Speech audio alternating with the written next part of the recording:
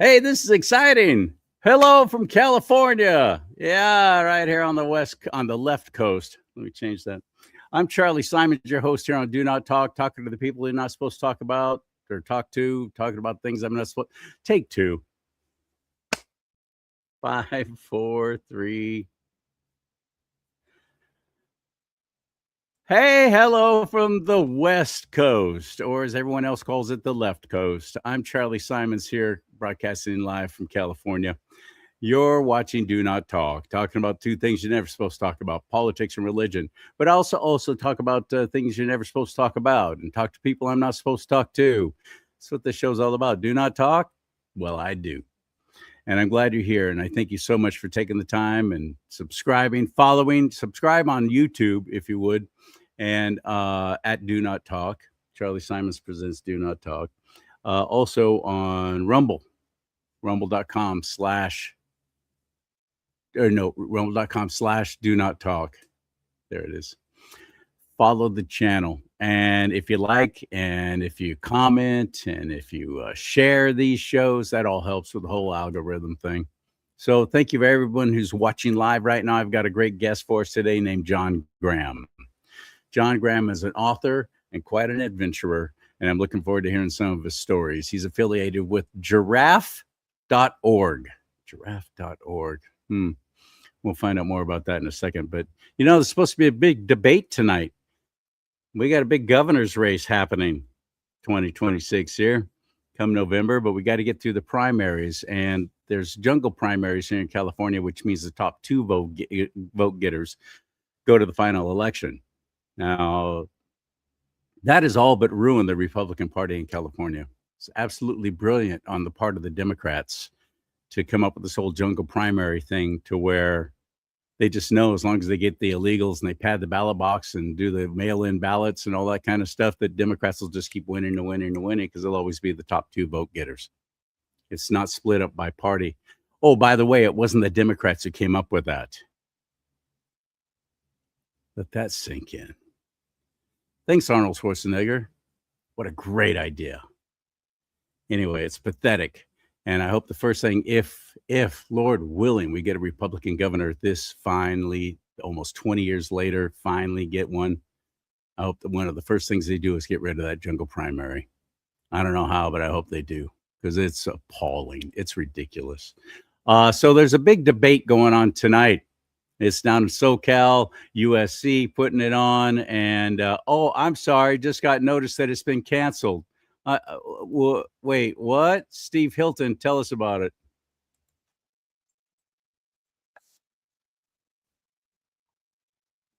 Tonight's debate, which has now been cancelled.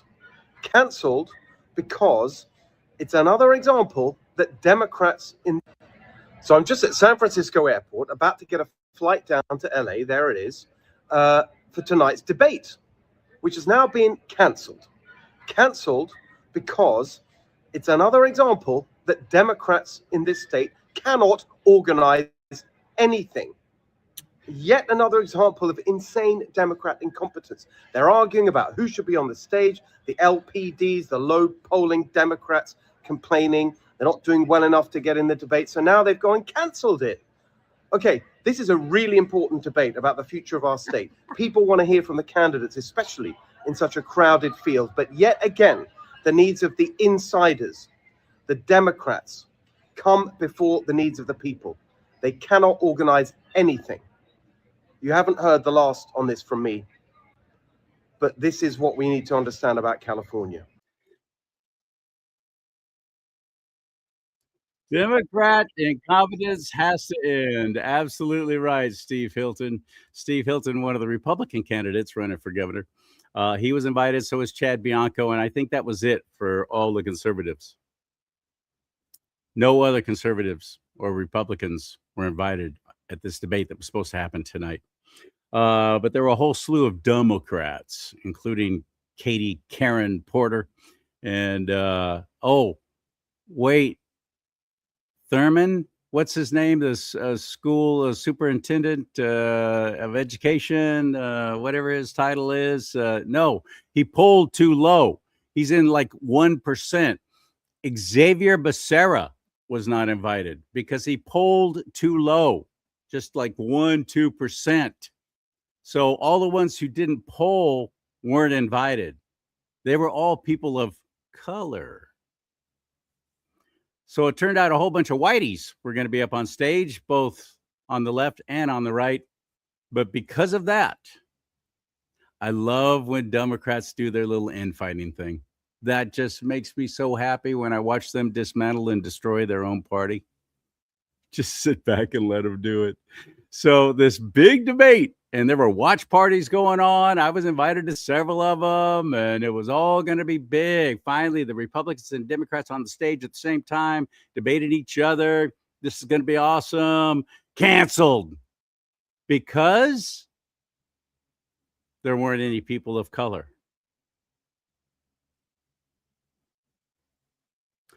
It's supposed to be just the ones who are polling at the top that are going to be invited to this thing, because otherwise you'll have a stage of 278 people.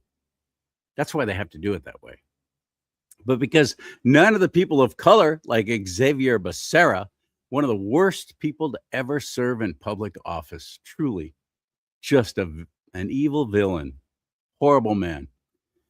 But he's running for governor of California, of course, but he didn't poll high enough. So they didn't have enough people of color. So instead of having the debate anyway, they canceled it at the last minute. Steve Hilton was there at SFO at the airport in San Francisco, ready to fly down to Los Angeles to be at this thing tonight. Canceled. Last minute, same day, just this morning, they canceled it. Come on, that's funny. That's funny. Come on, you got to admit. John Graham, let's get him into the mix here on Do Not Talk. I'm looking forward to you meeting him, and I want to hear his stories too. Let's hit it.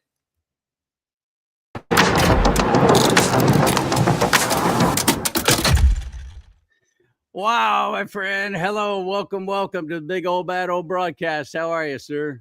Hey, I'm great. Hey, I only got about 35, 40 minutes because we got a late start. So let me have it right away. Okay. Well, tell me who you are. Tell me about giraffe.org. Tell me about your books and some of the adventures that you've had. Let's hear it. Boy, I'll tell you, my bumper sticker, man, is like I'm lucky to be alive. I've been engaged in wars and revolutions. I've climbed some of the biggest and most dangerous mountains on the planet. Like I say, I'm lucky to be alive. And I've enjoyed all of it. As a young man, I was an absolute adrenaline junkie. Nothing mattered to me but adventures, and the more physical they were, and sometimes the more violent, the better. I mean, I was in the middle of the revolution in Libya when we got when Gaddafi came to power. Then I got sent to Vietnam. I was there for a year and a half, not in uniform, by the way. I was there as a civilian doing a lot of nasty stuff. And being an advisor to the small town city of Hue in the northern part of what was then South Vietnam. Lucky to come out of that with my life, with my head on top of my shoulders as well. Came back to California where you are, and I had to walk down the shadowy sides of the streets in Palo Alto, California to avoid sniper fire. I mean, like I was messed up.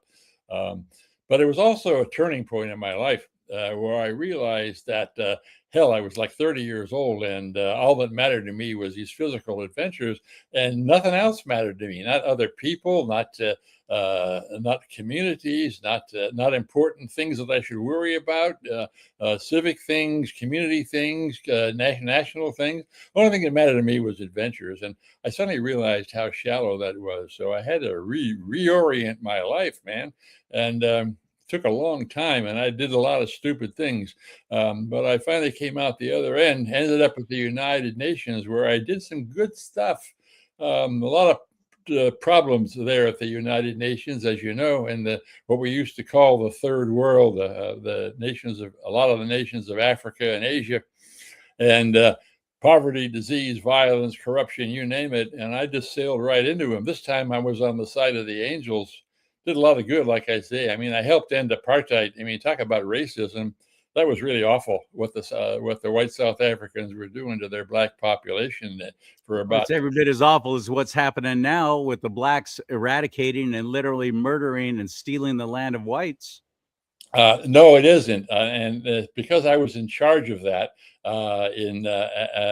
for the U.S. State Department, I had a first-hand seat on it. I mean, there were just a lot of brutal murders and jailings and beatings and stuff. And what's happened now? What got President Trump so excited was some of the white farmers are having their land taken away. And yes, there's been some violence on both sides, I must say, because I follow it closely. But please don't buy into the fact that what's going on now with some of the whites is as bad as apartheid. Apartheid was tens of thousands, a majority, millions of people who were subject to some significant persecution. It doesn't compare. It's way worse than some of the bad stuff happening to whites. I mean, so let's just keep a balance there as far as I'm concerned. Anyway, I don't want to get distracted because we can get distracted in lots of stuff. Fact of the matter is, let's be honest here, is that I'm on the left-hand side of the line. Not a lot. I'm pretty much in the center, but on some things I'm not. But what I can talk about for sure, and then I think I get a lot of agreement from your audience, is my career in military and security affairs. I mean, there's a lot of Republicans in the military, and they're really worried now about what's going on in Iran. Not because they're right wing or left wing. It's not about that at all. It's about the sheer effectiveness of how to fight a goddamn. How to fight a war in far off places. And I agree with some of these guys that Trump is doing a really bad job of it. And I can tell you chapter and verse why. One thing that really disturbs me is, and you don't hear a lot about this, but you know that the Strait of Hormuz, that choke point where the oil has to flow, 20% of the world's oil, natural gas flows through there. The Iranians have blocked it. Trump wants to get it, of course, unblocked. He's having a hard time doing that because the Iranians aren't about to unblock it. But they have really got the upper hand here. Because their land borders the Strait of Hormuz on one side, and on that one side there are all kinds of mountains and caves and stuff where they can hide drones, and their drones will fit into your living room, man, Charlie. They fit into your living room, so you're not going to get rid of all of them. You get rid of a lot of them, but you're not going to get rid of all of them. And it just takes one drone against a lightly armored or unarmored tanker, and bluey, that's true. It's a mess.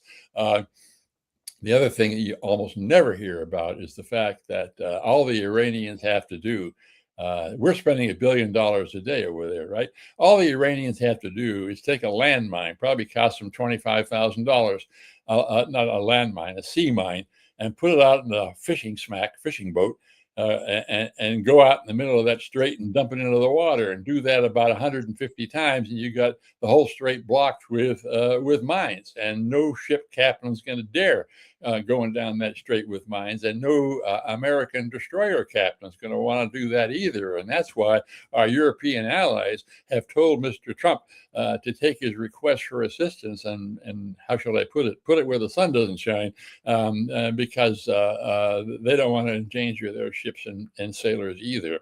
So we're lucky now. We're Mr. Trump is running out of options because of, I think, and I agree with a lot of our military guys, that the only option left is a land war. The only option left is to take control of the territory, so that we wipe out all of the offensive capabilities of the Iranians. But that means, man, I mean, you ever hear the word Afghanistan? That's what it means. It means getting a land war in Asia. And it's going to be just as bad or worse in Afghanistan. And that's where we're stuck. And so I have some pretty strong feelings. They're not Republican feelings. They're not Democrat feelings. I'm an expert in national security stuff. And I'm telling you that the way this war is being prosecuted just isn't very smart.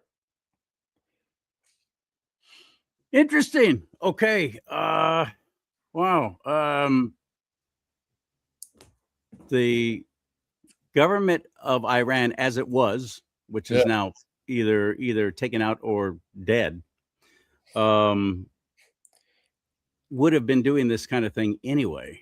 This was all coming. Something had to be done. Everybody's just talked about it. Well, President Trump finally did something instead of just talking about it anymore. I agree. I agree.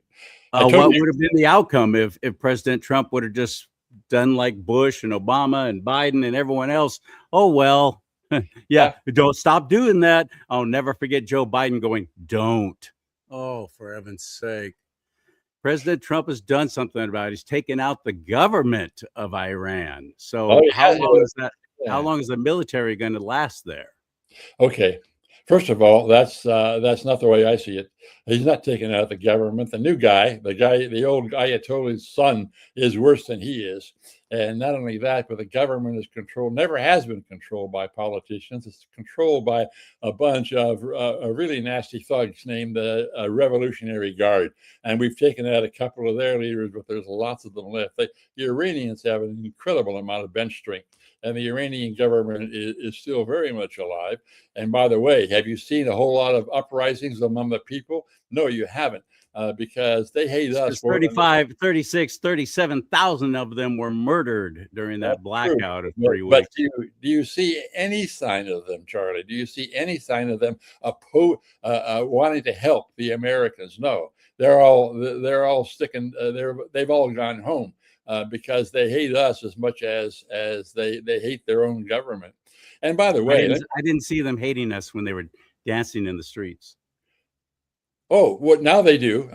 When you kill 175 kids in one of their schools, they don't like that much. And so we're dealing with a lot of stuff I saw in Vietnam. I spent 1.5 years over there, and man, the problem wasn't our war fighting ability. We had a hell of a good military, and there's no question about that. The problem was that there wasn't any political glue there. The people didn't like us. They didn't like the Chinese. They didn't like the Japanese. They wanted to be left alone.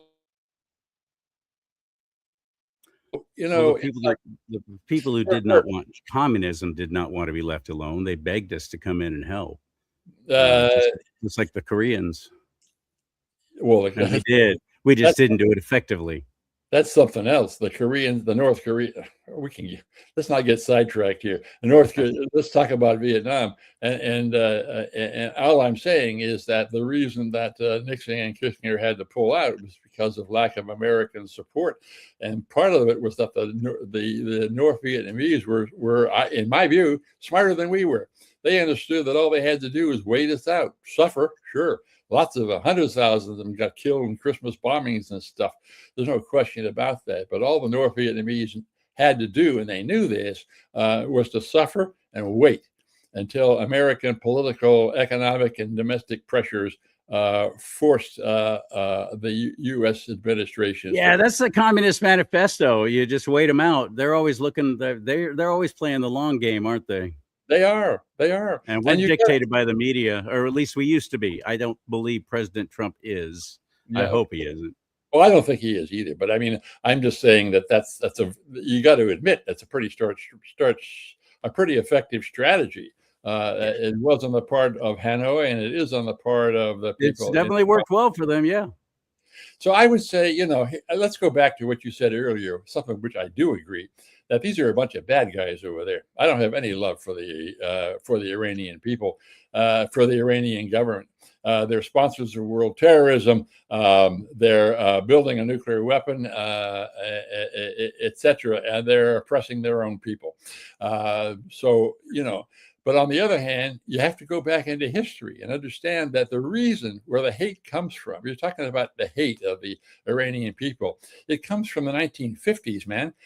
They had a perfectly good government pumping oil out of the ground. We didn't much like the way the oil was going because they were doing things with it we didn't like using a lot of that oil money to uplift their own people. So selling it to communist countries at a reduced price of what we were paying. but it was their oil. Okay, so what happened was we didn't like that. We didn't like that. We had good reasons. You point them out. We had good reasons for not liking them. So we got rid of their government and replaced it with the Shah, who turned out to be a real son of a gun. And the people even hated him worse. He was arrogant. He was corrupt. And so what happens? They invite in a new government, which nobody likes, these religious fanatics, the Ayatollah Khamenei. And they take over the country, and now they've been impressing the people ever since. So yes, all that's happening, but don't forget, it all started, Charlie, with us knocking off a perfectly good government. A good government, not in the sense that it agreed with us, but a government that was trying to act responsibly with its oil wealth. We didn't agree with it, like I said, but from my point of view, it made sense.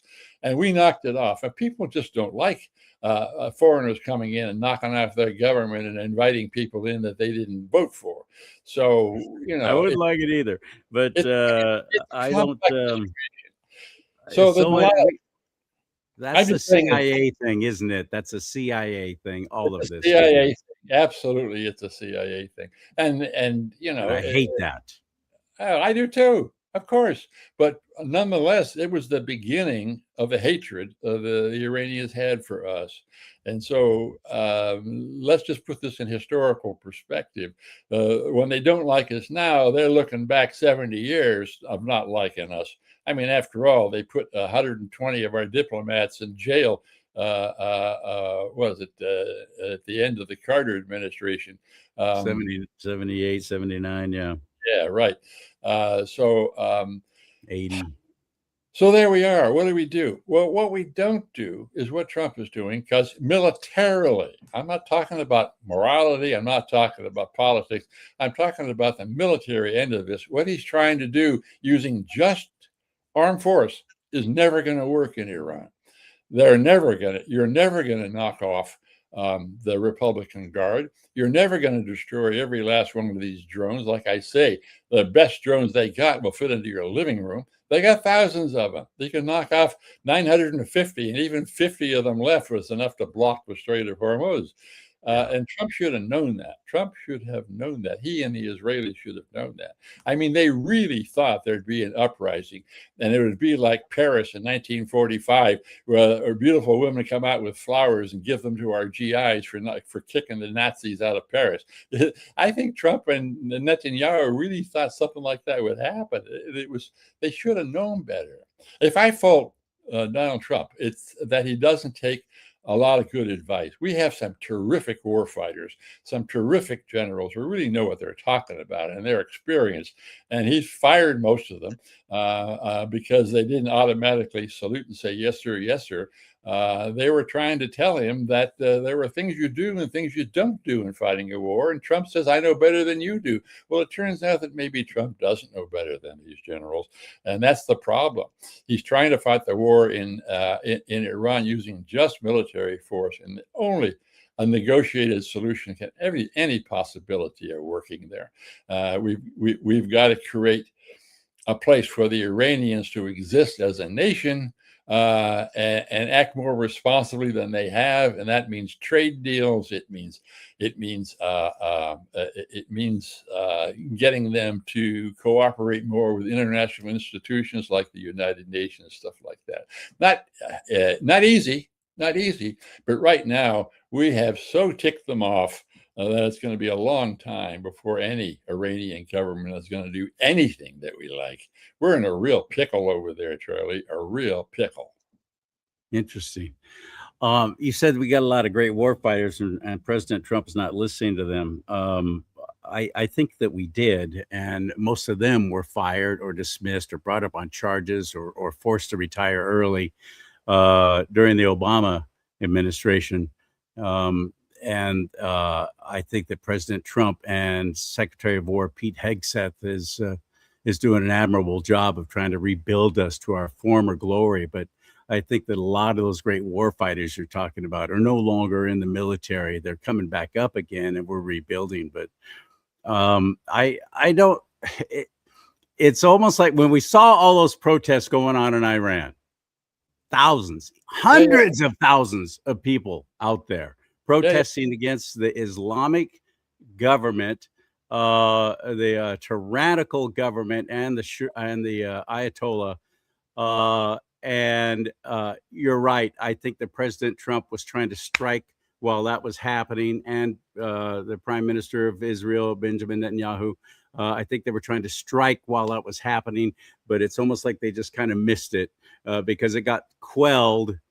It definitely got squelched when they shut down the internet. Nobody could even see as they were murdering 37,000 of their own citizens. That has a tendency of toning down what's going on, as we saw it with China and Hong Kong when all those protests against the communist government were happening in Hong Kong, remember? And then Yes. there's a blackout, and suddenly there's a whole bunch of people missing, including all the media people. Yeah, they did all that, no question about it. And that's why the Iranians have no love for that government. They hate it, but they don't like us any better. And like I say, that hatred goes all the way back to the 1950s. And by the way, I got to say something. You can say it. You said I can say whatever I want to say on this broadcast. Of course. And Absolutely. I think you said that the best generals were sacked during Obama. That's simply not true. And I've been following it, like I say, for 40 years now. What Trump has done is sacked a lot of people for their political beliefs. He's sacked them because they have not automatically saluted when they thought he was doing something that militarily, not politically, militarily was not the smartest thing to do.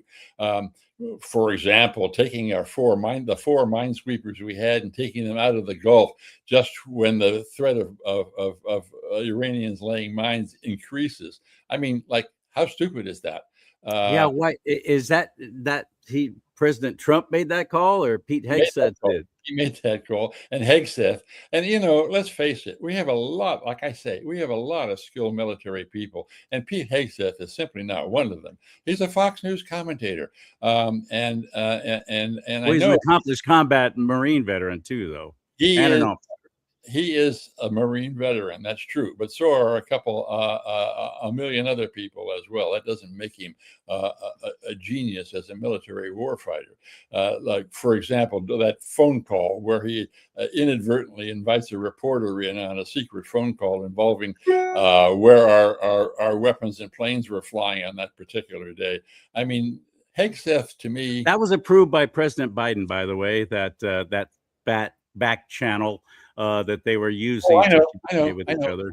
The back channel has been there for a long time, way before Trump. I got that. But most people understood that you could talk about your wife's birthday on that channel. You weren't supposed to talk about the positioning of the weapons you were about to use in the next hour and a half, which is what Hegseth did.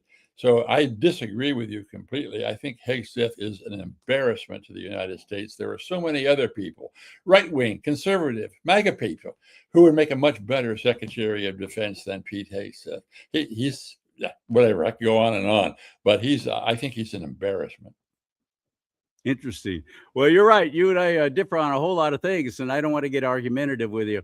Go ahead, man. I wasn't planning on talking about these kind of things. I wanted to hear about some of your adventures and your books and giraffe.org. Yeah, okay. Well, let's look at giraffe.org. I mean, that's something where we have as many fans on the right wing as we do on the left. Why? Because we talk about courage. We talk about looking at stuff going on you don't like and doing something about it, which, of course, is a lot of conservatives. That's a very important thing that they want as well. And what we do is we look around and see problems that aren't getting solved. It could be any kinds of problems. It could be right in your local area, for example, a problem with homelessness, for example, or poverty, or whatever, or maybe your streets are clogged, or whatever. It could be national problems like we got now in the national politics. It could be huge global problems like climate change or Gaza or whatever. But we find people who are making a difference, who have a strong belief in something. It might be a liberal thing, it might be a conservative thing, but have a strong belief and aren't willing to just sit and let someone else try to solve the problem, but get out there themselves. And what do? We're storytellers. We take these people, get their stories, put them into some pretty effective messaging, short form, long form, social media, whatever. And then we make them as famous as we can. Why? Because other people, and this has been going on for 100,000 years, you know this, that the way to get people to change a culture is not to preach at them. And I think even Donald Trump understands that. You don't preach at them, you give them a role model. You give them models, and that's what we do. We tell the stories of people doing brave things to solve problems, and in that way get other people to get off their rear ends and help solve the problems that are important to them. And we've been doing it for 45 years. Again, you gave the URL. I urge people to go there. We haven't got much time left, at least I don't anyway, right now. But it's giraffe.org. And you can read the stories of over 2,000 of these people that we've discovered in the last 45 years. And they're all great, inspiring stories. We've also developed a program for schools, helping young people develop lives of courage and compassion and effectiveness. And we've got that into English-speaking schools and now Spanish-speaking schools all over the world. We write books and do trainings, helping people learn how to stick their necks out without getting their heads cut off. So I really do urge you to do that. Yeah, there are going to be some people that we honor that some of the people listening to this broadcast aren't going to like because they're on the liberal side of things. But on the other hand, there are also some really brave conservative whistleblowers who see a problem of corruption that nobody wants and are trying to correct things at great risk to their careers or worse.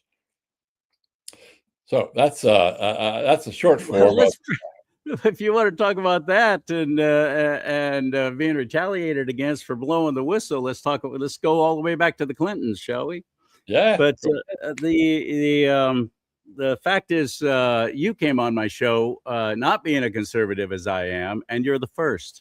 Most people don't, and they won't. And I've had people actually watching my introduction, and then I'll go to them, and they'll be gone.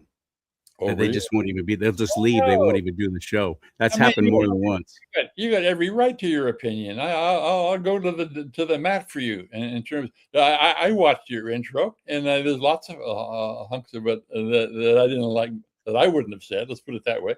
But you got every right to say it. And the fact that you and I think, let's call ourselves responsible people. You, me. Clearly, we disagree on damn near anything political, I'm sure. But maybe not. I don't know. We certainly agree on some things, like the need for courage and perseverance and working hard and Amen. Amen to that. When you were in Vietnam, you said you were in the service. What branch? I wasn't in the service. I said I was. Oh, you were not a civilian. So I was engaged in a lot of stuff that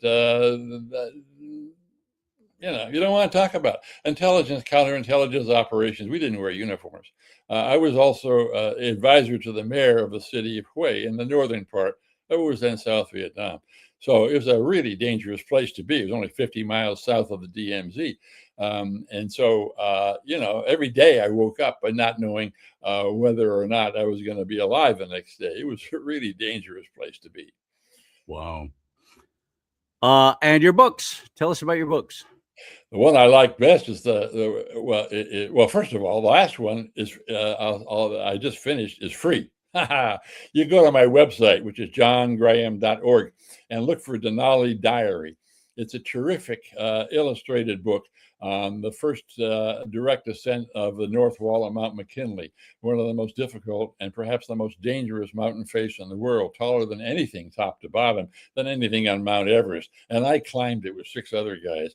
It was incredibly dangerous, but we did it. And this is a story of it with some terrific pictures. So Denali Diary.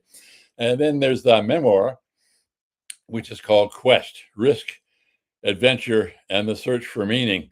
And it's got 2 parts of it. The first part of it is where my life was about nothing but adventures, and including violent ones, and a lot of stuff that I'm not necessarily so proud of, because all I cared about was the adrenaline rush. I didn't give a damn about other people, and that was a real mistake.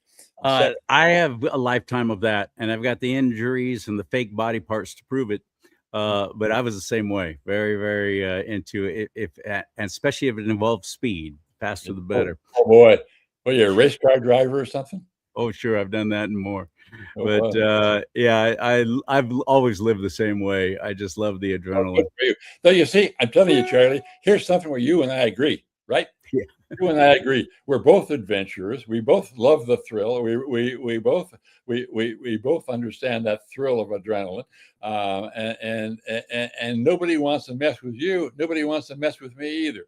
About the only difference is I'm guessing I'm a few years older than you. Other than that, hey man, welcome. Right on, right on.